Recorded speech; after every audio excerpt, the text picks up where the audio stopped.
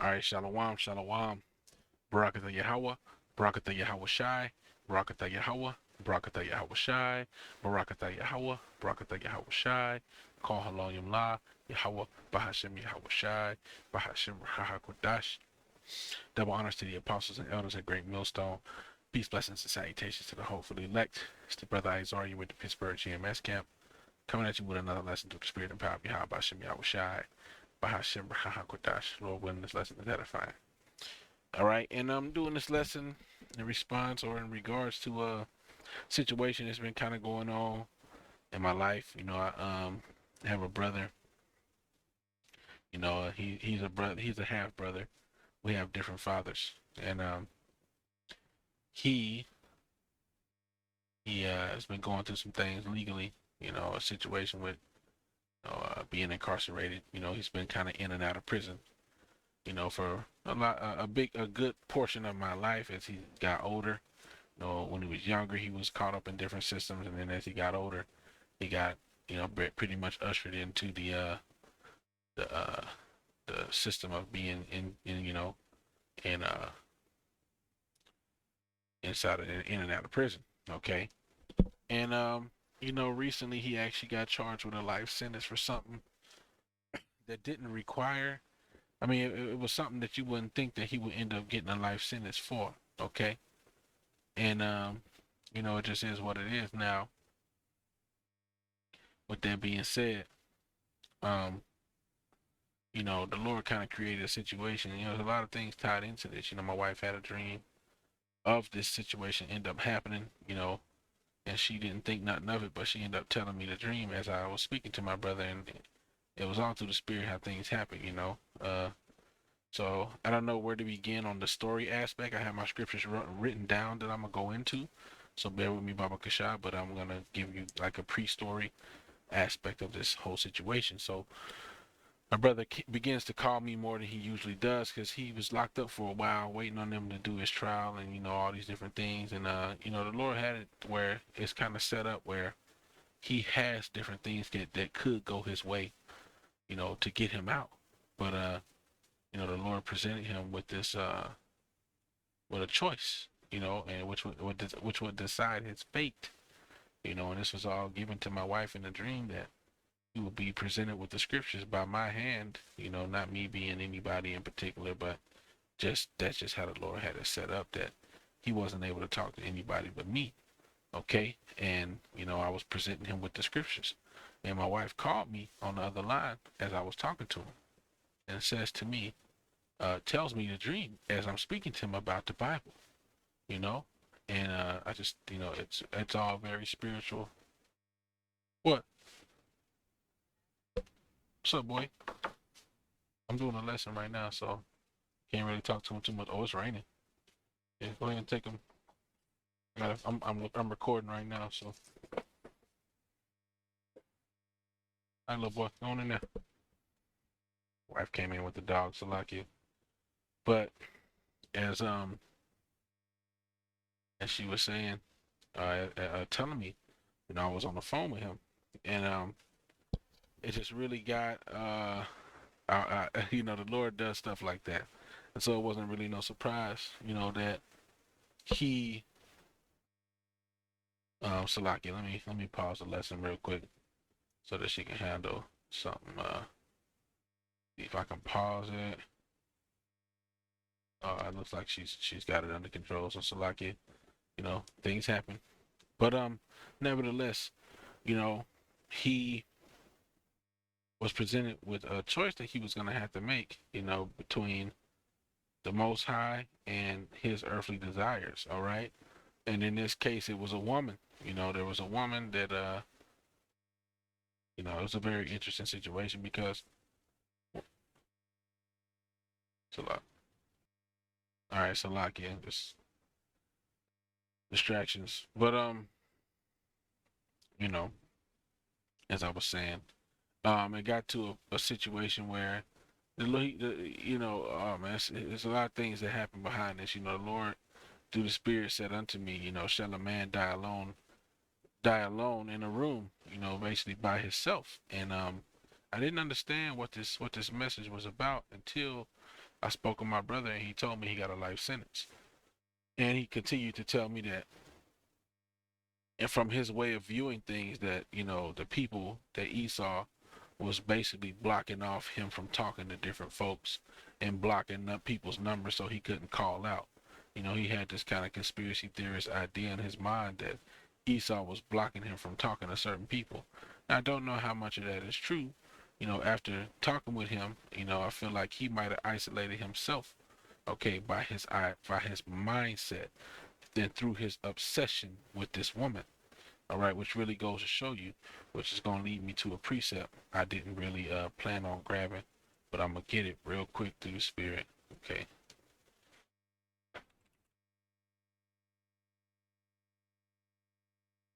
Right. It's First Ezra 4. Okay, First Ezra 4. And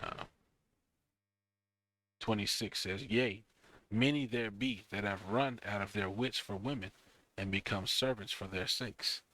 Many also have perished and erred and sinned for women. And do ye now not believe me that is not the king in great in his power? Do not all regions fear to touch him? So there's more it goes into, basically showing how the woman, even though the king is strong, there's a fine woman can make the king look like a big bumbling idiot, and slap him on his face and take his crown, and he'll be sitting there with his mouth wide open, looking stupefied. Okay. And so, he basically went out of his wits for a woman, okay? And the plot thickens as we continue to go into it, you know what I'm saying? And I will go into that, but I could just tell you the woman had a boyfriend, all right? And while he was sitting there getting me to text this woman, her boyfriend finally responded after so long and said, Look, dude, she ain't messing with you, move on. And as I talked to him about it, you know, in my wife's dream, there was a few different things that was he had different choices he could make. All right, and one of those choices was me stretching out my hand with the Bible, with the scriptures. And I guess she didn't know what the other choice was, but it turned out to be this woman. You know, and he clearly went out of his wits for this woman, and have erred and sinned for this woman. All right, because he turns out he knew that she had a boyfriend. Okay, and when I told him about, that being out of order in the eyes of the Lord, okay, he rejected that. He rejected that, and he made his own decision. He told me that I was wrong, and that wasn't God telling me that, and he did according to his own will. All right, so now we're gonna move in with some scriptures, okay? Because the Most High is cold, and there's some very scriptures there here that just made me just be like, damn, we finna go into that. So we're gonna start in the book of Proverbs, right? The first chapter of Proverbs, and the thing is, my brother read scriptures. He was quoting scriptures while we was talking, so he probably came across this. But as the scriptures say, I'm gonna get this other one before I move on. Uh,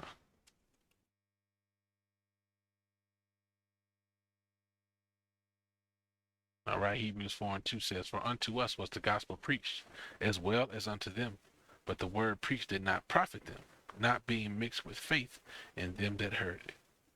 Okay, for unto us, boom, boom, boom, it's repeating it twice. So yeah, so it didn't profit him for me to preach to him, because he didn't have faith that the Lord would send me to tell him what he needed to know. Even though I'm his older brother, you know, he couldn't handle, he couldn't take that. He said he rejected it. Proverbs 1:22 says, "How long, ye simple ones, will ye love simplicity? And the scorners delight in their scorning, and fools hate knowledge." It says, "Turn you at my reproof. Behold, I will pour out my spirit unto you. I will make known my words unto you." And the way that the Most High make known his words unto men in these times is through other men, through men going out on the highways and byways. And it tells you that in verse 20. Wisdom crieth without, she uttereth her voice in the streets. She crieth in the chief place of concourse.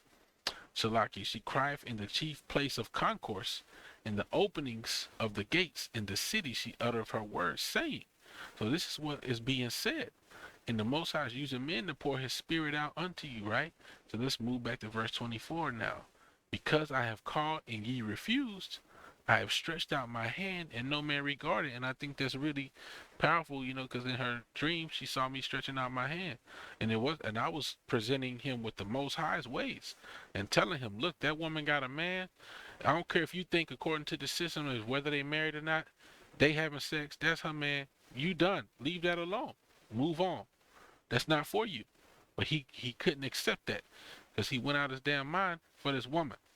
It says, but ye have set at naught all my counsel, and would none of my reproof. He couldn't accept the rebuke. All right? He couldn't accept it because, and the thing is, through the Spirit, the day before that message came, I told him, I said to him over and over, look, bro, because the Lord put these words in my mouth. I said, you gotta be, because you sound like you obsessed with this girl. Because we was talking about the scriptures, and I asked him, so what do you have to think about that? What do you have to say? What you thinking about right now? He said, I'm gonna be honest, man. I'm thinking about my baby. I'm thinking about my baby. I'm like, bro, you sound like you obsessed with the woman. He was like, well, I might be. I'm like, well, that's not cool with the Lord. You know, even if she didn't have a man, you sitting up there obsessed with her is not cool. You know, but to add insult to injury, she got a man. So you really going off. But ye have set at naught all my counsel, and would none of my reproof. Okay, so the Most High is cold, all right, because he didn't accept the Lord's reproof. I will also laugh at your calamity. I will mock when your fear cometh. Okay, when your fear cometh as desolation, and your destruction cometh as a whirlwind. When distress and anguish cometh upon you, then shall they call upon me, but I will not answer. They shall seek me early, but they shall not find me. You see, cold blooded, but it's fair because you rejected the Lord. You see, so you can't expect the Most High to. You can't keep knocking his hand away while he trying to reach out and help you and pat you on your shoulder and pull you to the side. You know what they say? Let me pull your coat. Let me pull your coat. Pull you to the side. Let me give you some game, young buck. And you just like, nah, old head, get out of my face. Man, old head gonna be like, well, hey, forget you then. Go ahead. I was trying to help you. That's how it is with the Most High. Except it's worse because he will actually punish you. All right. Verse 29, for that they hated knowledge and did not choose the fear of Yahweh. That's cold. They would none of my counsel. They despised all my reproof. Therefore they shall eat the fruit of their own way and be filled with their own devices. Right. See, you're going to eat the fruit. You're going to sow to the flesh. You're going to have the flesh reap corruption and death. For the turning away of the simple shall slay them, and the prosperity of fools shall destroy them. You see? So if you turn away in your simplicity, that's going to be your own death. All right? And if you have money, that prosperity and you being foolish with that wealth can also destroy you. But whoso listen or hearkeneth unto me shall dwell safely and shall be quiet from fear of evil. All right, so I'm going to move on to the next precept, But I got a few that are kind of lengthy, so I'm going to try to read them all if I can, Lord willing. I'm going to Deuteronomy 30.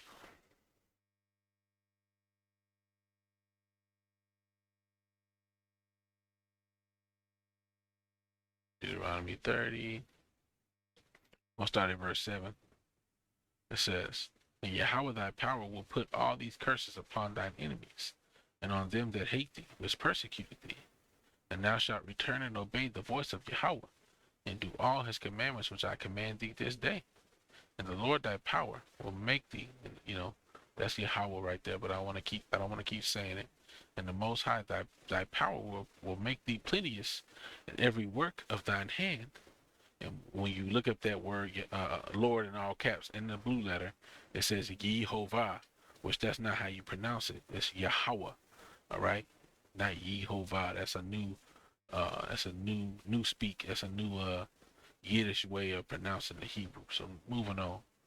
In the fruit of thy body, and in the fruit of thy cattle, and in the fruit of thy land for good, the Most High, for the Most High will again rejoice over thee for good, as he rejoiced over thy fathers.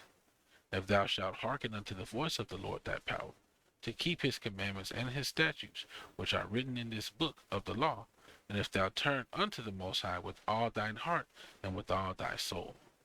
For this commandment which I command thee this day is not hidden from thee, neither is it far off.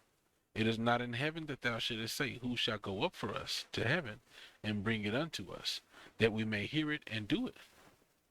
Okay? Neither is it beyond the sea that thou shouldest say, Who shall go over the sea for us and bring it to us, that we may hear it and do it? But the word is very nigh unto thee, in thy mouth and in thy heart, that thou mayest do it. And like I said, he knew a lot of scriptures. All right? It ain't like he didn't know. He was quoting stuff. He knew things that the average person didn't know. Like for example, he knew that the word Elohim or Elohim was plural. And many people don't know that. You see? So he should have known better. See, I have set before thee this day life and good, and death and evil. All right? Let's see where I say to verse 20. In that I command thee this day to love the Lord thy power, to walk in his ways, and to keep his commandments and his statutes, and his judgments, that thou mayest live and multiply. And the Most High thy power shall bless thee in the land whither thou goest to possess it. But if thine heart turn away, so that thou wilt not hear, but shall be drawn away and worship other powers and serve them, I denounce unto you this day that ye shall surely perish, and that ye shall not prolong your days upon the land whither thou passest over Jordan to go to possess it. I call heaven and earth to record this day against you, that I have set before you life and death, blessing and cursing. Therefore choose life, that both thou and thy seed may live, that thou mayest love the Lord thy power, and that thou mayest obey his voice, and that thou mayest cleave unto him. For he is thy life and the length of thy days, that thou mayest dwell in the land which the Most High sware unto thy fathers, to Abraham and to Isaac and to Jacob, to give them. And you see it right there, verse 19. The Most High have set before us the way that we should live. All right, which is gonna make me go to 2 Ezra 7 first, because I got that on the list. It wasn't in that order, but I'm gonna read that one first. I'm gonna put a check mark next to the ones I read. I read that. We finna go to 2 Ezra. All right, the 2 Ezra ties in with that, showing you that the KJV is a part, the Apocrypha is a part of the King James. All right. It expounds on it in different ways, and it gives a history of different captivities. 2 Ezra 7 and 59 says, For this is the life whereof Moses spake unto the people while he lived, saying, Choose thee life, that thou mayest live. Nevertheless, they believed not him, nor yet the prophets after him, no, nor me, which have spoken unto them. And my brother said, No, that ain't the Lord telling me that. That's your interpretation. So he rejected the words of the Most High through his prophet. All right, because the Most High sends me on the highways and byways, throughout the Yahbashim Yahushua, for allowing me to be a part of this ministry. It ain't me, but I'm speaking the oracles of the words of the Most High. And you couldn't take heed, you rejected it. Okay? Verse 61 says that there shall not be such heaviness in their destruction, as shall be joy over them that are persuaded in salvation. All right? So that's, pretty much all I want to get on there. There's a lot more, but I don't want to go too deep into that. I got some more. I'm going to go to Isaiah 65. Okay? Isaiah 65. And a lot of this is just I'm reading and just letting the word be, I don't want to make it too long. Isaiah 65, starting at verse 1, says, I am sought of them that asked not for me. I am found of them that sought me not. Behold, I said, behold me, unto a nation that was not called by my name. Yeah, the Israelites, before they even knew was known as Israelites, the Most High called them out. It says, I have spread out my hands all the day unto a rebellious people, which walketh in a way that was not good, after their own thoughts. My brother had his own thoughts of, well, I know that ain't my girlfriend, and we ain't never really been together, but I know she got a little boyfriend, but I ain't worried about all that. I'm trying to be with her. That's my girl. I'm just claiming it now. I'm like, bro, you claiming somebody else's property, bro. Like, she not yours. I don't give a damn what you think. It could be better, or the relationship, or that she ain't happy. That ain't got shit to do with you, bro. Move on. That's not your business. She getting popped. You over there worried about somebody else's woman. Verse 3, a people that provoketh me to anger continually to my face, that sacrificeth in gardens and burneth incense upon altars of brick, which remain among the graves and lodge in the monuments, which eat swine's flesh and broth of abominable things is in their vessels. And we even spoke about pork at one point. And he's in prison, and I asked him, like, man, they probably be making y'all eat all type of pork and stuff, and he was like, no, they don't. I mean, I don't know what that stuff be, which I'm sure that food probably is horrible, but at the end of the day, I was just asking him, like, what they got you, what they feeding you, da da da. And he was just like, well, it ain't pork, it be like turkey and maybe some soy and all that, and I know it's probably trash, but he was like, I would rather eat pork, and I had to tell him, like, bro, no, you ain't thinking right. I understand that you feel like it might taste better, but that ain't, you know what I'm saying? That if that's displeasing to the Lord, you shouldn't be wanting to eat that, And but from the way he was speaking, he would rather eat swine's flesh and broth of abominable things. So whatever, you know. But it's in prison, so I can't really. But the pork, no, you should never be okay with that. Verse 5, which say, stand by thyself, come not near to me, for I am holier than thou. These are a smoke in my nose and a fire that burneth all the day. And see, Jake get caught up in what they think is righteous. He to him it's a righteous thing. Yeah, I'm gonna try to take care of her son, and I'm gonna be a good daddy to her son. I ain't gonna never leave her. I promise the Lord I won't gonna never leave her. What is you talking about? She got a man. You think the Lord's looking at that promise as some righteous, noble thing? You not you think you holier than thou because I'm gonna stick to my word. This woman is clearly got a man.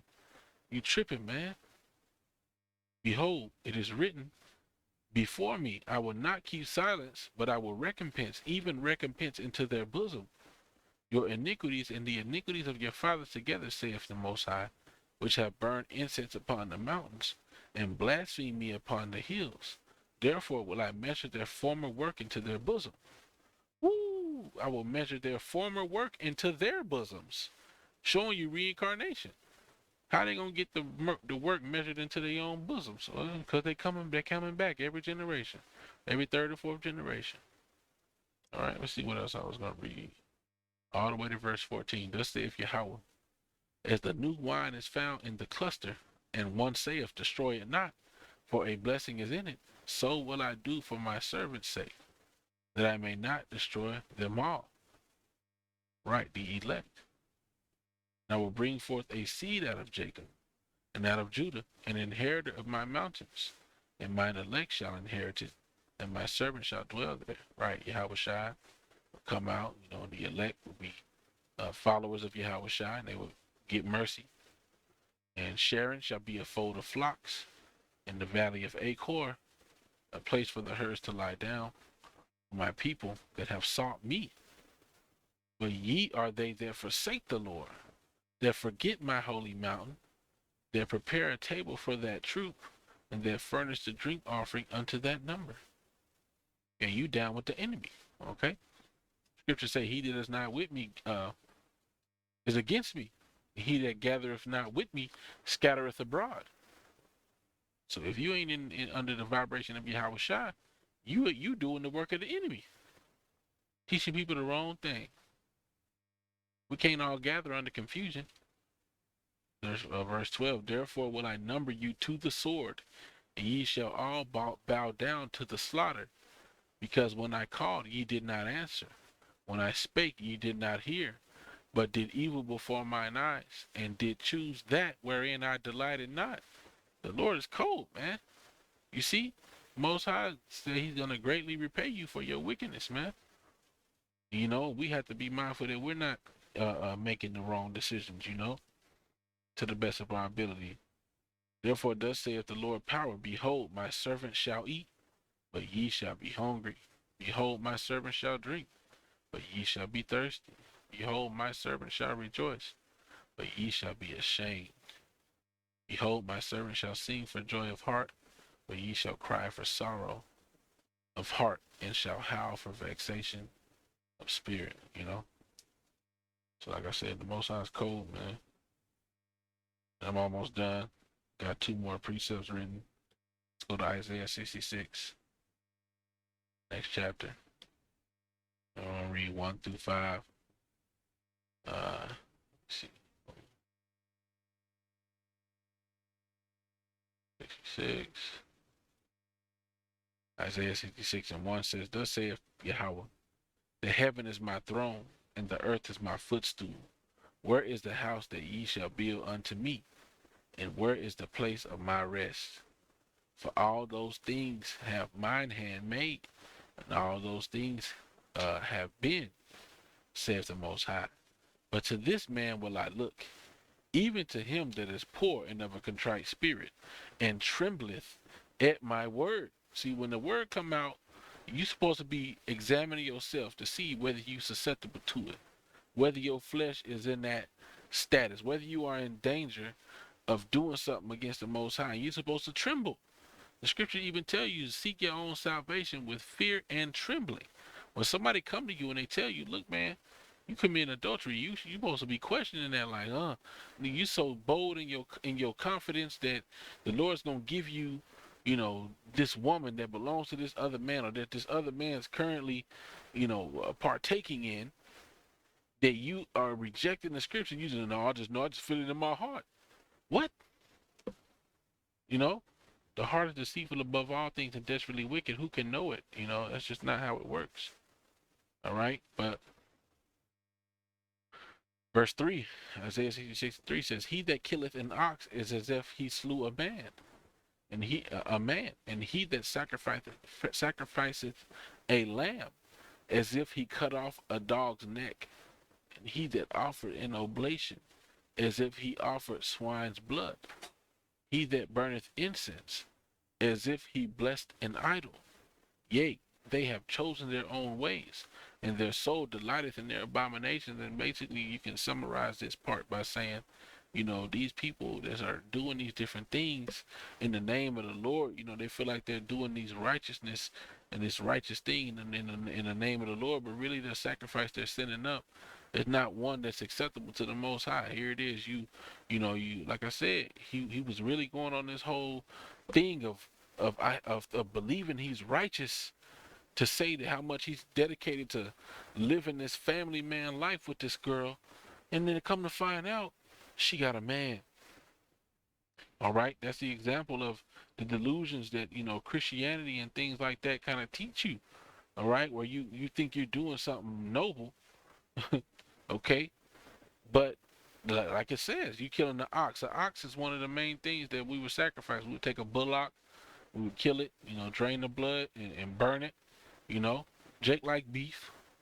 All right, the Most High would take it, but it's almost like you killed a man because it's not worthy.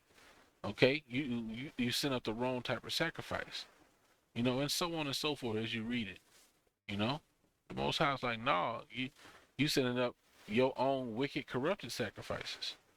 I also will choose their delusions and will bring their fears upon them, because when I called, none did answer. When I spake, they did not hear, but they did evil before mine eyes, and chose that in which I delighted not. Hear the word of Yahweh, ye that tremble at his word. Your brethren that hated you, that cast you out for my name's sake, said, let the Lord be glorified. But he shall appear to your joy, and they shall be ashamed. And it's just, it is what it is. It's unfortunate, how things work out. But, we'll get to see how that plays out. Of him calling back, and whether he repent, I don't know. But it seemed like he might have made his decision already. Because he told me straight up he not giving up on this girl. So he's fully decided to do adultery. So that's it. Joshua 24, and that'll be the last one. And Joshua 24 is pretty much, you know, we pray that the Lord keep us on this path, and that be that this be our story, you know, such as Joshua said. Joshua 24:14 says, uh, now therefore, fear Yahweh and serve him in sincerity and in truth, and put away the gods which your fathers served on the other side of the flood and in Egypt, and serve ye Yahweh. And if it seem evil unto you to serve the Most High, choose you this day whom ye will serve, whether the gods which your fathers served that were on the other side of the flood, or the gods of the Amorites in whose land you dwell. But as for me and my house, we will serve Yahweh. And that's the thing about it that you have to understand when you come to serve the Lord. You know, I've said this to people before. This is something that you have to prepare in your mind when you enter into the truth. You have to count the cost. If the Lord took somebody away from you, would you give up on him because he took them because you love that person, family member, you know, or whoever? Would that hinder your walk with the Lord because this person was taken away? You know, Lot's wife got taken away, but Lot had to keep moving. See, Lot couldn't look back because he would have been through too. So that's pretty much it. You know, Lord willing, you were edified. One of your all honor, glory, and praise to you. How about Shemi? How shy about Shimmer? Kodash. The honors to the apostles and elders, a great millstone. These blessings, how he takes to the whole for the elect. That I want to say Shalom, my Bible, Shalom.